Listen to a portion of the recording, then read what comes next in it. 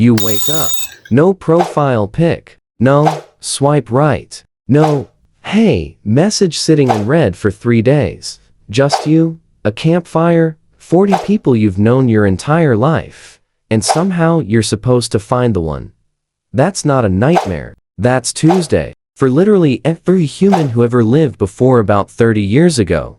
And here's the wild part. They did find love. Deep, real, complicated, messy, passionate love. The same kind that makes your chest tight and your brain stupid. The same kind you're looking for right now.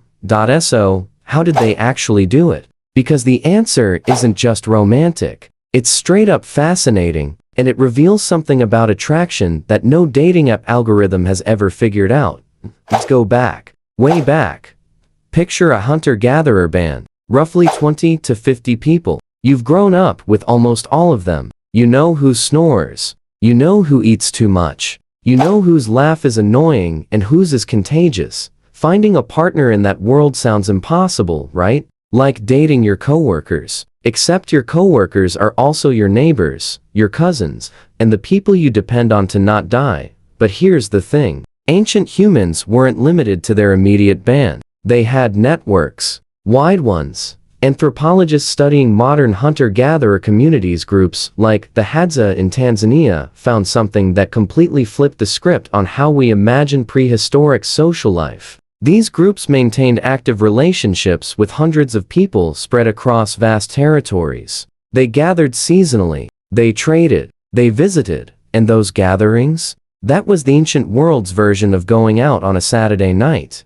Imagine it. 2 bands meeting at a river crossing in late summer. Maybe 200 people in one place. For the first time in months. There's food. There's fire. There's music. We know bone flutes existed 40,000 years ago. There's dancing. There's competition. Younger men showing off during hunts. Younger women watching who's competent, who's generous, who makes people laugh. That's not so different from a party. Like, at all. And competence mattered enormously. Not wealth. Nobody had wealth. What you had was skill. Could you track an animal for 6 hours and actually bring something home? Could you find water in a dry season? Could you make people feel safe when things got scary? That was attractive. Not because of some shallow reason. Because it was survival. Your brain, even right now, still responds to competence the same way. You find capable people attractive. You always have. Your great-great-great-grandmother found it attractive for a very specific reason. She needed someone who wouldn't get her killed. That hit different.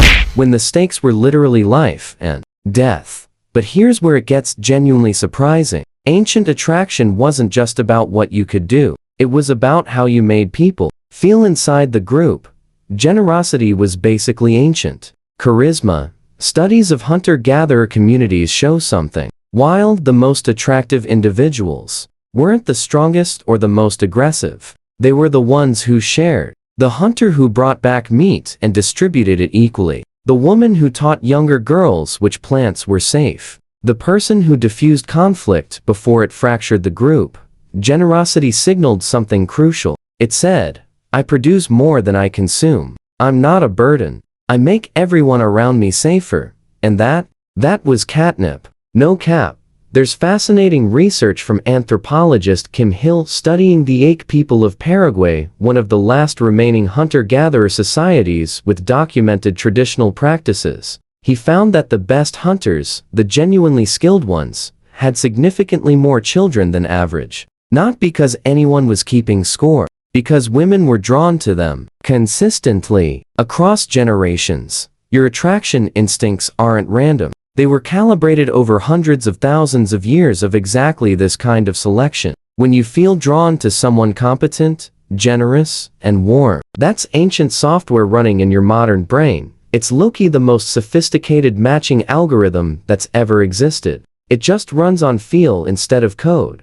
Now here's the open loop that's probably been sitting in the back of your mind. What about choice? Did ancient people actually choose their partners, or was it all arranged by elders and family politics? Both. Messily, humanly, the archaeological and anthropological record suggests early humans had what researchers call pair bonding with social oversight, which is a very academic way of saying yes. Individuals had preferences and pursued them, but the community had opinions. Loud ones, because in a group of 30 people, where everyone's survival is interconnected, who partners with whom is genuinely everyone's business. A bad pairing creates drama. Drama fractures groups. Fractured groups died.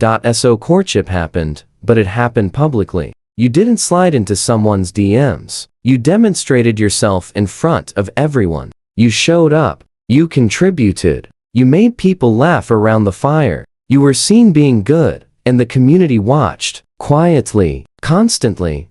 There's something almost beautiful about that. You couldn't fake a highlight reel. You couldn't curate your best angles. The people evaluating you had watched you for years. They knew exactly who you were when things got hard.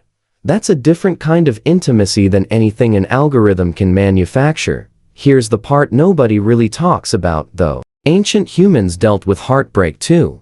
We know this because of what they left behind. Grave sites from 30,000 years ago show people buried with personal objects, tools, ornaments, things that matter. Some show evidence of people buried together, side by side, in positions suggesting closeness, love that lasted until death, literally. And we know from studying oral traditions in indigenous cultures worldwide that love songs, love, poetry, and stories about longing and loss are among the oldest forms of human expression. The desire for a specific person, the grief of losing them, that particular ache, that's not modern. That's not a product of romantic comedies or Valentine's Day marketing. That's something baked into what you are. The Sumerians were writing love poetry 4,000 years ago. Egyptian love poems from 3,000 years back sound shockingly contemporary, full of longing, obsession, the specific torture of wanting someone who might not want you back, that feeling you had at 2 a.m., staring at your ceiling, thinking about someone. Your ancestors had that too, in caves, under actual stars, with wolves howling somewhere in the dark, same species, same wiring, same completely irrational, beautiful suffering. So here's what all of this means for you right now. Every instinct you have about attraction, the pull toward warmth, toward competence, toward generosity, toward someone who makes the people around them better. That's not social conditioning. That's not what your culture told you to want. That's ancient. That's real. That's 100,000 years of your ancestors finding each other in forests and river crossings and seasonal gatherings and getting it right enough times that eventually you exist. The dating app is new. The algorithm is new. The profile and the swipe and the carefully chosen photo all brand new. But the thing you're actually looking for when you use it, that's older than agriculture, older than cities, older than writing. You're running the same search your ancestors ran around a fire 50,000 years ago. The interface changed. The feeling never did.